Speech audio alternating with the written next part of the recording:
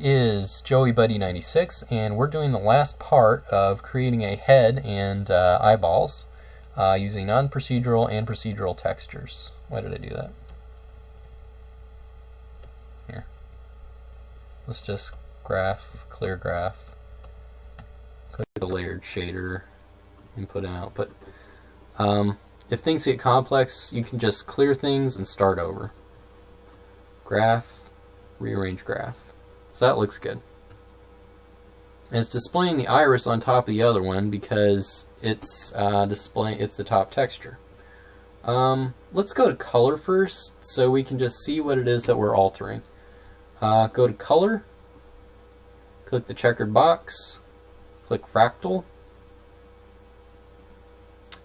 Now let's change the repeat on this so we get a squished together vertical looking thing. Go to repeat UV. Let's minimize that. Go to 0.02 and 3.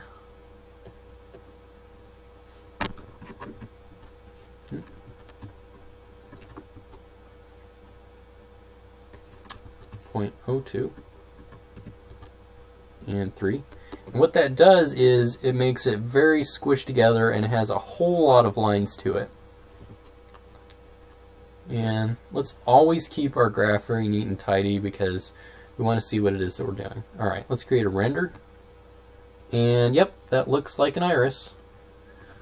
Now let's make it so it actually has some color to it, because a lot of eyes are gray, but we want this one to be a different color. And back to our subject's eyes, his eyes are actually pretty gray. They're kind of greenish, bluish, but they're very dark and kind of desaturated. So click color gain, and we want kind of a grayish, bluish color.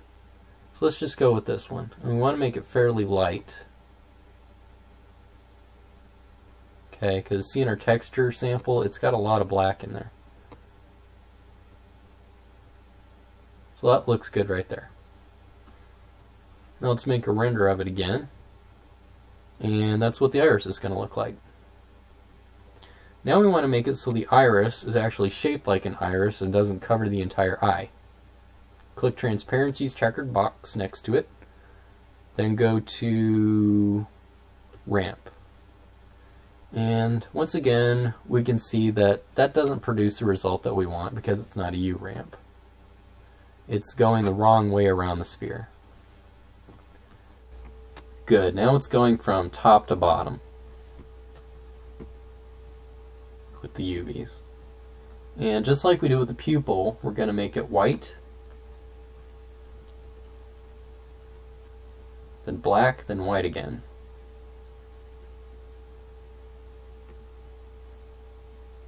And making it a color actually makes that color display on the eye. You actually have to make it black or gray and have no color to it if you actually want it to be a transparency like that. I think. Yeah, that's right.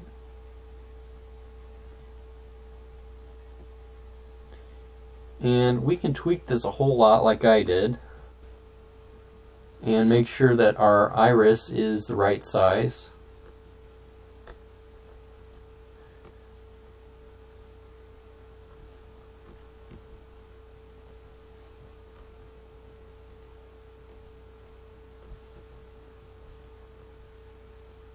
That's good enough for now. It lets the pupil poke through and we've still got our iris. Now in a real eye, what you've got is a sharp drop off between the inside and the outside of the iris. So you want to mimic that effect if you can. But that's good enough for now. Let's just make it a little bit sharper. Alright, rearrange our graph like an OCD maniac. And let's add some special touches to the iris just so it's got its right eccentricity and everything. Yeah, you know what? Actually, it's fine. It doesn't need anything according to this tutorial. Now let's make another blend, add it to that, and the only thing we need to change on that is the color gain and the transparency. Create a blend, rename it.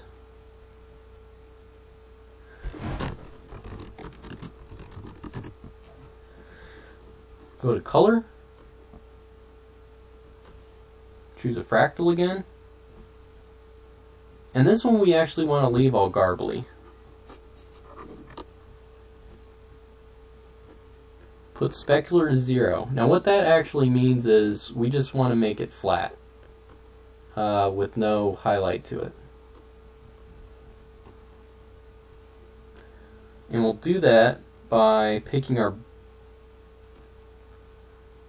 actually, let's connect it to the layer here, or the layered shader. And moving it to the top. Rearrange your graph.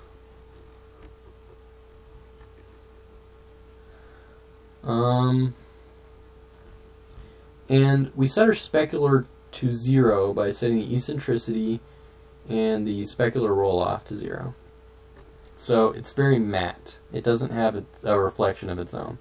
We're going to let that be done by this shape here, which is a transparent thing. And it's just going to be like a shell that fits over it, and that's going to provide all our little reflections. Okay. Let's go to our fractal.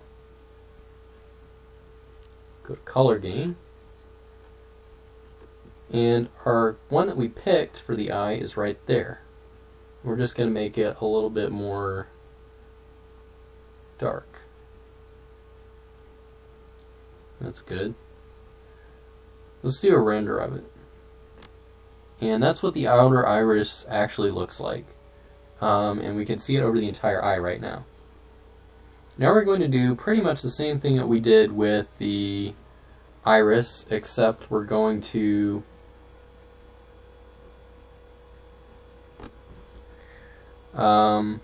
make it a whole lot thinner. Alright? It's going to be transparency. Select ramp. Make it a U ramp. We already know where we're going with this. White and black. So are you seeing how nodes affect things yet? So that's what the goal here is. And let's look at our other one just to see the shape that we need. Yeah. So it's going to be kind of shaded on the inside, sharp on the outside. Gradual.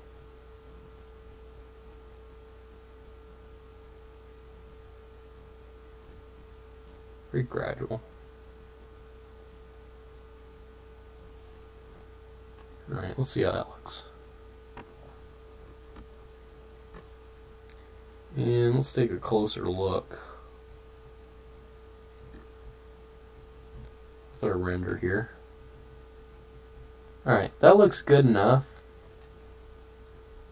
to demonstrate what we're trying to show here. We can see our garbly little fractal right there. Actually, we can't see it at all. Now we can see it. A little too much, actually. It's too far in.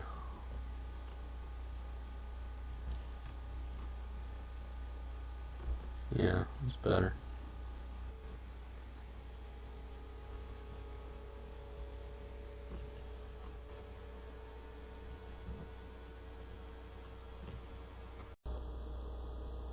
Alright, so now you've got a rough idea of what's going on here, and how the transparency is affecting it and its position. Okay, now for this last part,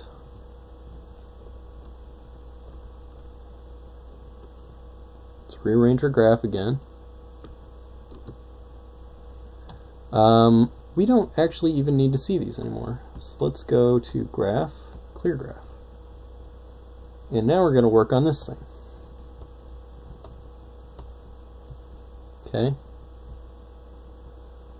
Assign new material. We want it to be a blin. And let's see what it is that we're supposed to do to this. Make it totally transparent.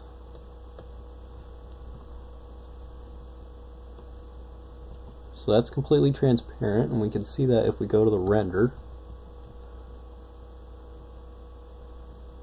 And it's really blurry right now, and that's not what really the reflections on eyes look like. So we want to make our eccentricity very small and sharp. See how much time we got here. 10 minutes. Go to specular shading. Put eccentricity to 0.1. This is just a little bit different.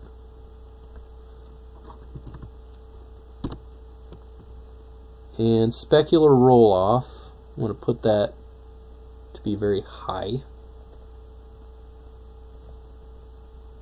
2. Well, unfortunately our little thing here doesn't go to 2. Okay, so maybe it does. So that'll create a very sharp highlight to it. And eyes are actually very reflective, so I'm going to put more reflectivity to it. Let's see in our render what that does. Alright, let's put reflectivity back to the way it was. Doesn't really make much of a difference.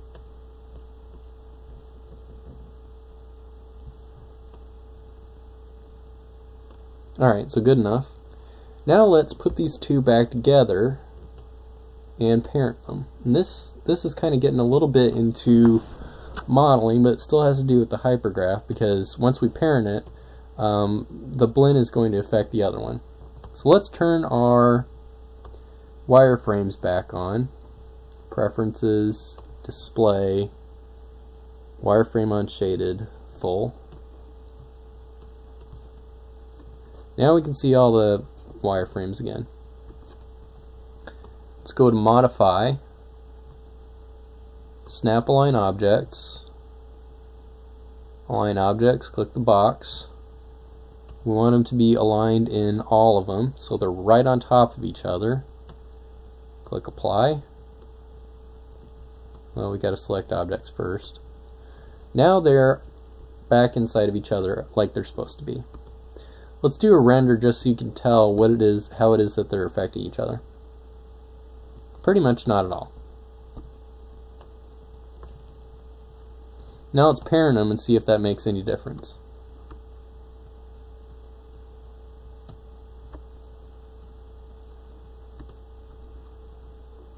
This is the outside one. We can tell that because it's got that raised bump on it.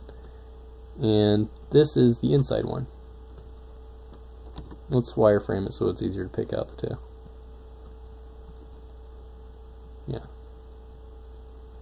Alright, so there's the inner one, and that's the one that we want to be the parent, because if this one is the parent, then it'll make the whole thing transparent, because that's the only blend that it's got on it.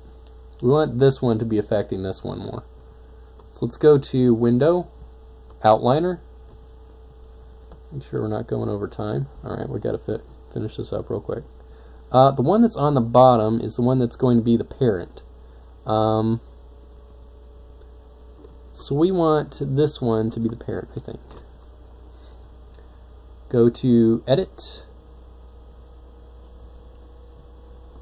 Apply, and now those two objects are parented. Let's see what the result of that is.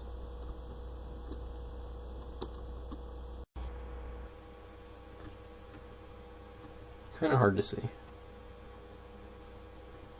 So pretty much no difference at all between the parented and the unparented one.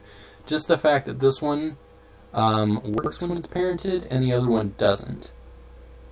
But there is a little bit of effect there going on internally, you know, where you can see the little reflections and stuff going on between the two. Alright, so now we've got a fully rendered head here, and everything looks fine. That's the end of the tutorial.